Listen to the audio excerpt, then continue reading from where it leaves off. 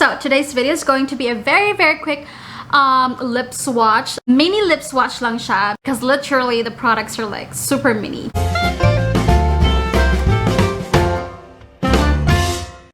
And I'm talking about yung produktong hindi masyadong nabigyan ng bonggang aura. Aminin niya, totoo yun. I'm talking about yung Vice Cosmetics Littel Paskumelavu 4 mini phenomenal matte liquid lipsticks. Now, I chose to do a lip swatch of this kasi ang press release ay bagong additional colors pero limited edition. And personally guys, that's so sad. You don't add new colors or introduce new colors and then limited edition lang siya. Like, I hope yung limited edition is the size, not necessarily like the shades. Alam mo yun? Anyway, so the box looks like this. Perfect na pangregalo, lalong-lalo na dun sa mga bago-baguhan pa lang sa makeup. And for 295 pesos, parang meron ka ng Christmas packaging. So I think sulit na siya for the price. Ngayon, ang tanong is, magaganda ba yung shades? So, eto sila guys. Ooh, promising! Alam mo, sana lahat na lang ng shades, lahat ng liquid lipstick nila, gawa nila ng ganito. Kasi aminin nyo, mahirap makaubos nung isang mahabang tube. Syempre, sa umpisa, lagi mong ginagamit. But then later on, alam mo yun, mapagsasawaan mo hanggang sa matutuyo na lang siya. So, sayang. So, in this size, you get like 1.2 ml. And the first shade is called Baguette.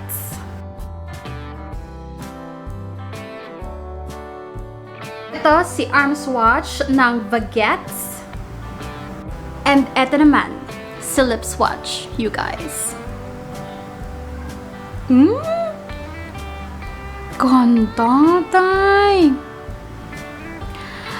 Alam mo, ang maganda din sa phenomenal matte liquid lipstick nila is pwede mong gawing makapal yung lips mo and it still looks good. Personally, I feel like maganda naman yung parang lapat sa labi ko. Yun yung kinaganda sa mga matte. Pero ang hindi ko lang type is para siyang katulad ng Elana Lip and Lux. Tama ba yung title niya? Na it's quite tight and it's an old school formula. It's tight and like quite drying. It won't look good kung alam mo yon, may mga dried skin. It's peachy brown but not so much in person. Hindi naman siya like super duper orangey. Ganda. I like this. This is Baguette.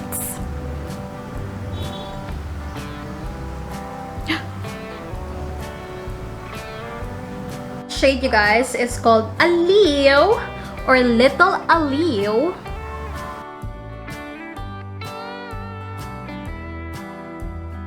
Okay guys, so this is Allu swatched. As you can see, it's brownie brown. Compared kay, and this is Allu on the lips. Ang ganda. Ang ganda, Juday. I love it! I mean, it's the typical, you know, like brown shade. Pero ang kinaganda kasi niya, it's super duper matte. Although hindi siya komportable, it's like super tight. Pero alam mo yun, ang ganda rin itsura niya. So if you can look past that super tight feeling, edi go, I do recommend this shade.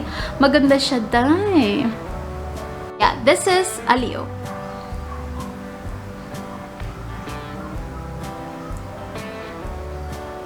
Sayang talaga dahil hindi ito nabigyan ng bonggang pansin, no? Aminin niya.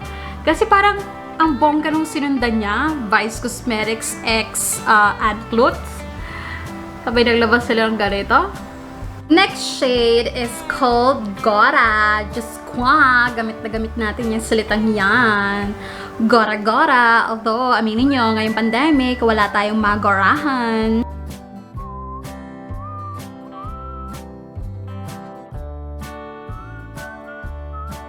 So, eto si Gora. Kung si Baguette ay, you know, ma-burnt orange, peachy kineso. Si Allu naman ay brown. Etong si Baguette is like also brown, pero nilagyan ng very slight red and very slight, alam mo yun, konting pinch ng pink. So, yan ang arm swatch. Day. Ito naman, day, yung lip swatch, day. Ganda rin. Ba't ganun? Ang gaganda. Alam mo kung ano pang hindi bonggacious sa ginawa nila? Nung nirelease nila to, they made it like exclusively sa Watsons. Like, physically sa Watsons. You can't get it online. So, alam mo yun, kailangan pang bumiyahe, kailangan pang gumora, kailangan pang pumila sa Watsons bago makagetching ni Tay. So, that's so sad. Ganda rin yung shade na ite. Itong si Gora, parang alanganing pa-virgin, alanganing malandi. Alam mo yon, parang pa-virgin ka outside, but, you know, malandi ka inside. But I like this. I also like Gora. Parang sa tatlo, so far, si Gora ako. Kay Gora ako, Gogora. So yeah, this is Gora. And last, but definitely not the least, is itong red shade. Hinuli ko talaga siya kasi it's red. And this is the shade Kyoto.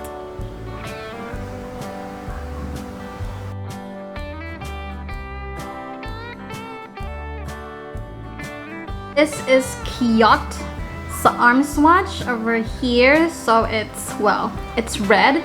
Ito naman siya on my lips. Sa video, it looks so nice. It looks so cute talaga. It looks so cute. But, you know, pag in-apply mo siya, dahil, it's patchy. Ang ganda sana nung shade. Pero like, I don't know for some reason bakit ganun yung formula niya. It's really, really patchy. Alam mo, super tight na nga siya on your lips. Tapos patchy pa siya. So, alam mo yon, like, ano na. So, ang ganda sana ng color, but color formula niya, I don't know what it's called. I'm not really a fan. So, medyo hindi ko betchy wow itong si Kyoto. Pero ang ganda niya pang picture, pero like in person, it's patchy. Pag malayo, maganda, pero pag lumapit ka na, Anyway, this is Kyoto on my lips.